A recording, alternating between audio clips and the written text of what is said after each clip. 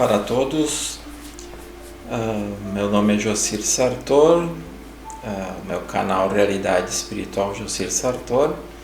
Mais uma vez gravando um vídeo, hoje falando um trecho do livro A Criação, do Trigueirinho, onde eu pretendo ler e comentar um trecho que eu achei bem interessante, do capítulo chamado Além das Luzes do Céu. Então, para quem talvez não esteja familiarizado, o Trigueirinho foi um autor e um criador de um movimento espiritualista mais ligado à teosofia, e ele escreveu vários livros. Ele e o grupo dele recebia as informações desses livros pelas hierarquias maiores que assistiam o grupo dele lá no interior de Minas, no sul de Minas. E eu e um grupo que eu pertenço começamos a estudar o Trigueirinho desde o início da década de 1990, e a partir dali, com o conhecimento dos livros dele, a gente veio a comprovar com nossos trabalhos espirituais,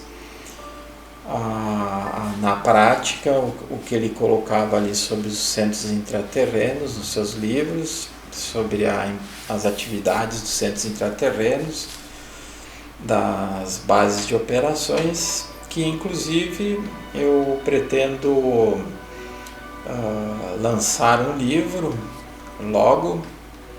Estou nos finais do livro, vou divulgar para vocês um livro em PDF. E nesse livro, entre outras coisas, mencionarei então a existência dos centros intraterrenos, das colônias espirituais, suas funções, e aí eu poderei colocar mais detalhes sobre a minha experiência do grupo, sobre o conhecimento que o Trigueirinho passou e outros autores também, como o Movimento Espírita, o Chico Xavier, a psicografia dele, do Divaldo Franco, enfim, livros que foram estudados, que foram esmiuçados para tirar o melhor proveito, e que depois, com a prática dos trabalhos espirituais, como eu disse antes, foi se comprovando toda essa realidade espiritual, toda essa realidade transcendente que nos envolve e que a maioria ignora. Então, nesse trecho aqui do livro, o Trigueirinho coloca assim: nos tempos atuais, os seres humanos resgatáveis estão sendo especialmente treinados para atuar nos níveis sutis. Esse treinamento sempre ocorreu, porém não na intensidade de hoje, pois faz parte de modo especial da etapa que ora tem início. Independe do destino do ser após a transição planetária, mesmo que ele vá habitar mundos incorpóreos e materiais ou planetas mais evoluídos que a Terra. O fato de ter se movido conscientemente em esferas terrestres sutis e de ter ali respondido de modo coerente aos desígnios superiores permite a abertura e o fortalecimento de um canal na aura planetária para a penetração de energias cósmicas. Essas energias provenientes de níveis monádicos ou outros ainda mais elevados são conduzidas para a Terra pelo incessante trabalho das hierarquias e dos grupos a elas coligados. Então, como o livro foi escrito no início da década de 90, ele diz aqui que o treinamento sempre ocorreu das pessoas que serão resgatáveis, ou seja, as pessoas que estão num nível mais elevado, que estão buscando fazer um trabalho interno. E ele diz aqui uma etapa que ora tem início. Então, naquela época, esse trabalho que as hierarquias estavam fazendo com a humanidade, através das colônias espirituais, através dos centros intraterrenos, era algo que estava se iniciando. Hoje a gente já vive um momento completamente diferente, onde esse trabalho com os resgatáveis já foi modificado, já foi avançaram-se etapas, e esse trabalho com essas pessoas mais voltadas ao bem, mais que deram abertura maior a um trabalho superior, já foi concluído. Então vocês veem que de 1990 para cá, lá se vão praticamente 30 anos ou mais, né? Ou mais ou menos isso. Então, quem tinha que ser trabalhado pelos amigos maiores, quem já deu abertura, inclusive os que não estavam ainda encarnados naquela época, foram também trabalhados, desencarnados. Depois reencarnaram já com toda uma abertura, uma propensão para possíveis tarefas que viriam surgir e que continuariam sendo desempenhadas por esses seres, e os que estavam já encarnados continuaram a caminhada. Muitos desistiram, os amigos maiores trabalharam, essas hierarquias trabalharam em muitos, mas muitos desistiram, não aceitaram certos níveis de modificação, certos níveis de transcendência, e aí eles terminaram sendo, digamos assim, colocados de lado pelo próprio livre-arbítrio deles. Então, continuando aqui, diz: uma hierarquia, ao contatar um ser, na realidade está contatando um grupo de mônadas, representado por aquele indivíduo. Portanto, ao tratarmos de contatos espirituais, devemos estar acima de personalismos, devemos transcender os estágios do querer humano, estágios em que esses contatos são, até certo ponto, cerceados, já que neles o indivíduo pode facilmente desviar-se por caminhos fora da lei.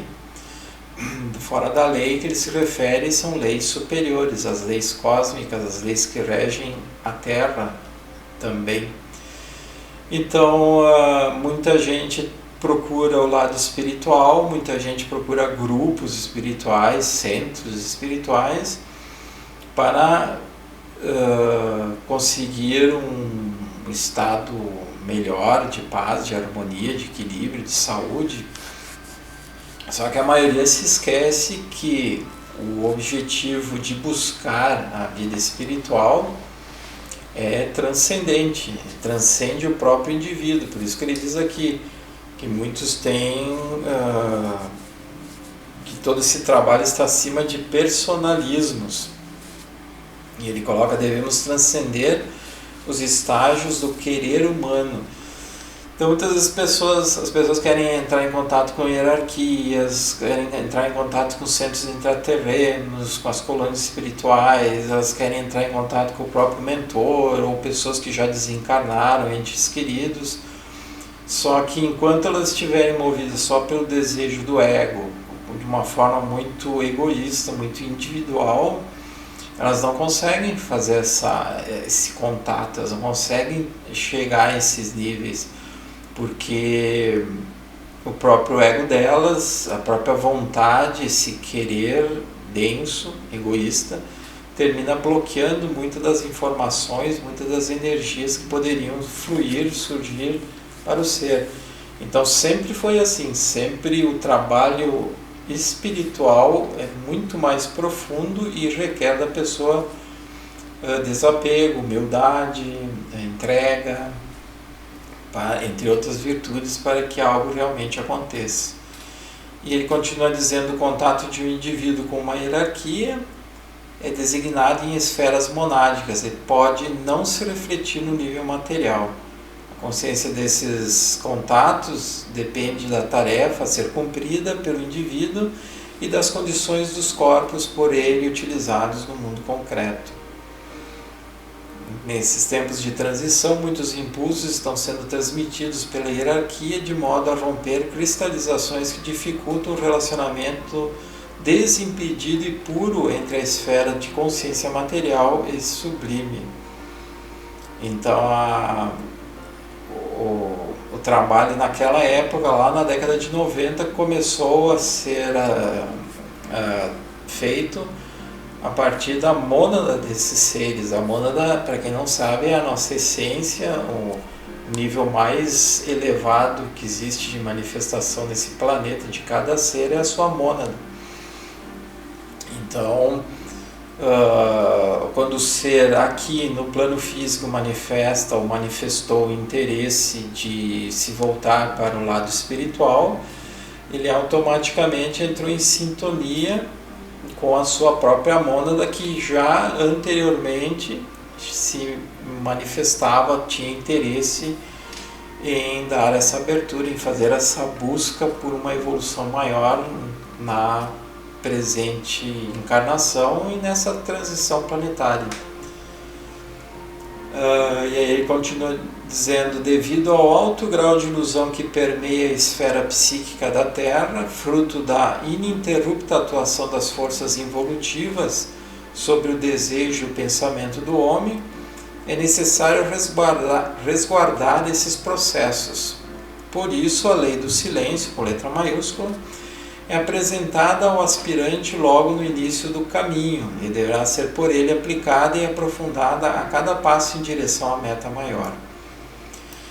Então, aqui ele coloca a necessidade, de que a pessoa faça a lei do silêncio no sentido de silenciar pensamentos e emoções, não necessariamente no sentido de falar, de conversar com outras pessoas, mas no sentido da pessoa se interiorizar para que ela possa, controlando um fluxo constante de pensamentos e sentimentos que todos nós temos o tempo todo, fazendo esse controle e buscando silenciar os pensamentos e sentimentos negativos, mesquinhos, egóicos, a pessoa consiga então dar vazão àquilo que é superior, aquilo que vem da própria mônada da pessoa, dos corpos sutis superiores, mas também daquilo que vem dos amigos maiores, das hierarquias que querem nos passar instruções, conhecimentos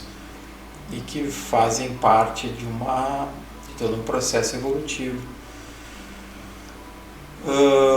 E aqui ele continua: o encontro de um indivíduo com membros da hierarquia, encarnados ou temporariamente materializados, é determinado por necessidades muito amplas, grupais, planetárias e cósmicas, nunca por fatores pessoais. A presença de uma hierarquia na órbita de um planeta representa a possibilidade de se introduzir nessa órbita um padrão vibratório cósmico, cuja tonalidade apenas aquela hierarquia específica pode transmitir. Por isso há hierarquias que atuam em diferentes regiões do cosmos concomitantemente, como muitas diarques e de outros espelhos, que são centros intraterrenos ou intraoceânicos, ou civilizações intraterrenas que captam e irradiam vibrações de qualidade extraplanetária e, em alguns casos, até extrasistêmica. Então vocês veem aqui que o contato, se alguém tiver um contato, conseguir ter um contato com uma hierarquia, com um ser de luz, esse ser nunca vai entrar em contato com aquela pessoa apenas porque a pessoa quer ou apenas porque esse ser escolheu ela. Na realidade, tudo isso faz parte de um conjunto de aspectos evolutivos, onde essa pessoa está inserida nesse conjunto. Essa pessoa, ela dá abertura para atuar em algo maior, ela está se doando.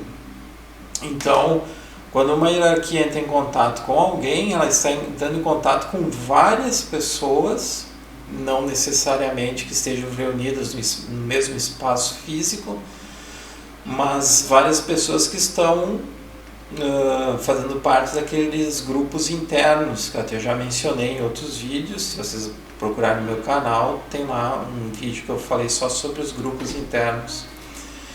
Então, esse contato de uma hierarquia com uma pessoa, se a pessoa percebe com a sua mediunidade, com a sua sensibilidade, no momento que ela esteja concentrada, que ela está vendo e ou ouvindo uma hierarquia, essa hierarquia está falando para ela, mas ela também está falando para outros tantos seres. Às vezes, esse contato de uma hierarquia é pessoal, é particular para uma pessoa, ela estará passando alguma orientação específica para essa pessoa, mas o objetivo não é apenas beneficiar essa pessoa, o objetivo é torná-la melhor, mais em harmonia, mais em equilíbrio, para que ela também possa colaborar com todo um trabalho maior que está sendo feito ou que será realizado. Então vocês veem que quando uma pessoa diz assim, eu fiz contato com a hierarquia X, a hierarquia Y, eu falo com Jesus, eu falo com Nossa Senhora, eu vejo, né? Então, na realidade, quando a pessoa sente a necessidade de falar isso, de espalhar isso, ela está, geralmente, a menos que tenha um objetivo maior inserido ali, ela está geralmente querendo se expor e querendo se engrandecer diante de uma coisa que não existiu, que não ocorreu. Porque a pessoa que faz um contato maior, um contato superior com uma hierarquia, geralmente ela fica quieta, ela não divulga isso, é a tal da lei do silêncio, ela não fala, porque ela sabe que isso acontece com milhares de pessoas que estão voltadas para o bem. Pode ter uma pessoa no Japão, pode ter uma pessoa nos Estados Unidos, pode ter uma pessoa na Itália, pode ter uma pessoa ou várias, né, em vários lugares do planeta, encarnadas ou não, que estão fazendo contato com essa mesma hierarquia. Então, quando a pessoa tem esse conhecimento que as hierarquias estão contatando com ela, ela vê isso como algo ótimo, maravilhoso, mas ela vê como uma coisa que não sirva para se engrandecer, porque justamente é algo que está sendo feito não para ela, mas para uma coletividade. E aqui ele continua dizendo, desse modo, mesmo que uma hierarquia possa apresentar-se sob as vestes de um ser, aos sentidos internos de um discípulo, é importante ele não se deixar iludir pelo que é visto, que nada mais é que um veículo de contato com o seu consciente, e não a realidade última. Por relação a isso, os instrutores, com letra maiúscula, sempre foram pacientemente claros. São os exaltados devotos que criam lendas e mitos em torno de fatos que na realidade são simples aplicações de leis, de planos de consciência mais elevados sobre os estratos materiais. E ele coloca aqui, disse João 23, o iniciado: o mundo deseja flores de carne, flores de cores vistosas. Não olhou as flores do campo, silenciosas e puras, nem jamais as olhará no seu esplendor, senão no fim do fim. Então, justamente evidenciando que as pessoas muitas vezes buscam um sensacionalismo, como ele colocou aqui, os exaltados devotos que criam lendas e mitos, aquilo que eu falei antes. As pessoas criam coisas, falam de coisas que na realidade elas estão criando da mente delas, é uma mistificação, e não na realidade um contato superior. E isso então foge completamente de qualquer objetivo maior, porque se a pessoa está sendo levada pelo ego dela, de querer se autodivulgar, de querer se autopromover, então, a qualquer nível de manifestação superior que ela poderia ter, já vai se perder. E aí, ele continua dizendo, uma importante hierarquia, membro do conselho Alfa e Ômega, que seria um conselho intergaláctico, um conselho extraplanetário, que esteve encarnada na superfície da Terra, lembrava aos seus poucos alunos diante das luzes das naves intergalácticas. Abre aspas, a vez de ir além dessas luzes, a vez de contatar o que está por detrás delas. Então, justamente porque o que está por detrás dessas luzes, quando se vê um OVNI, quando se vê uma nave, se a pessoa vê com os olhos físicos ou com os olhos extrafísicos, com a clarividência, no momento que a pessoa esteja concentrada, meditando, ela consegue ver uma nave, ou se ela vê, como eu disse, com os olhos físicos, o que está por trás daquela nave? Ela não está ali, como muitos pensam, passeando, olhando os terráqueos, andando para um lado, andando para o outro. O que os terráqueos fazem? Eles dormem, eles comem, eles andam de carro, eles trabalham, eles fazem isso, fazem aquilo. Não. As naves estão em trabalho e elas estão sendo o que está por trás de uma nave? Hierarquias e seres muito evoluídos que cumprem as ordens dessas hierarquias por tomada de consciência, e esses seres que estão dentro das naves estão em trabalhos diversos, estão transmutando energias densas de uma cidade, de uma casa, de uma pessoa, estão resgatando seres que recém desencarnaram, estão ajudando seres que estão encarnados, mas que estão enfermos, que sofreram algum tipo de acidente, estão levando seres para uma colônia espiritual para serem tratados, estão trazendo seres da colônia espiritual do centro intraterreno para de volta aos seus corpos físicos. Então isso acontece a todo instante, a todo momento. Então o que está por trás, que nem essa hierarquia colocou, delas? O que está por trás dessas luzes, né?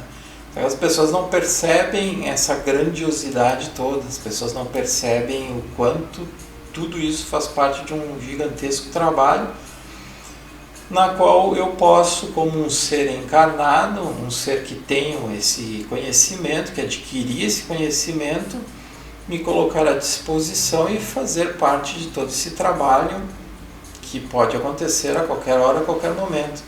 E esse trabalho das naves, das hierarquias, vai me beneficiar para que eu tenha condições de beneficiar os outros. Então, não existe um contato com uma hierarquia e não existe contato com naves por obra do acaso, por mero acaso, ou porque o fulano é privilegiado ou a fulana é privilegiada. Na verdade, tudo faz parte de um trabalho maior. Mesmo aqueles contatos com naves que são divulgados pela ufologia, esses casos que são contados de pessoas que tiveram contatos com naves, com seres extraterrestres, que são chamados contatos de terceiro grau, tudo isso foi um despertar desse ser direto. Ele não tinha conhecimento nenhum, por exemplo, vamos dizer, aconteceu muitas vezes com militares, né? Ou pessoas comuns que não tinham conhecimento nenhum sobre tudo isso, sobre a espiritualidade, mas que diante de um contato assim tão físico, tão real, tão palpável com uma nave ou com um ser, despertou nelas algo transcendente, algo que talvez demoraria encarnações para a pessoa despertar. Então, no momento que ela tem esse contato, a conexão da mônada dela até o corpo físico desperta, e principalmente o corpo físico, que é tão denso, que é tão resistente a qualquer coisa superior. Com esse contato, há um choque de realidade, a pessoa entra em contato com isso, e a partir dali, eu já estudei vários casos, e particularmente de minha parte posso dizer que no momento que tu entra em contato com uma hierarquia maior, que tu entra em contato com uma nave, tu percebe esse trabalho, mesmo que não seja, como no meu caso, um contato com uma nave física materializada, mas a nível extrafísico, nunca mais a pessoa vai ser a mesma, porque ela sintoniza com uma realidade superior e essa realidade superior passa a inspirá-la. Não é mais a mesma coisa. Então não é uma fantasia que uma pessoa mistificada quer criar, não é uma imaginação que a pessoa está criando, como muitos pensam, né? A pessoa imaginou, sonhou que estava assim, que estava assado, que viu uma nave, que entrou na nave. É uma coisa muito real, muito palpável e que para algumas pessoas até chegou a deixar marcas físicas, do tipo, ela foi levada com os corpos sutis para o interior de uma nave ou um centro intraterreno ou uma colônia espiritual, e o trabalho que foi feito lá, como por exemplo uma cura dos seus problemas físicos, terminou se materializando no corpo físico e deixando até algumas marcas para provar que a pessoa teve esse contato. Então é uma coisa muito real, muito palpável e que também transcende qualquer tipo de dúvida. Só quem vivencia isso é que sabe. Quem não vivencia isso é porque ainda está muito focado na matéria, muito focado na dúvida que o ego vai eternamente gerar. Dúvida da dúvida da dúvida. Será que é? Será que não é? Daí vem provas e a pessoa continua questionando. Mas será que é verdade? Será que é mentira? Vem provas e a pessoa continua questionando. Então, para uma pessoa, enquanto o nível mental dela está tão denso e tão questionador, não existe prova que a satisfaça.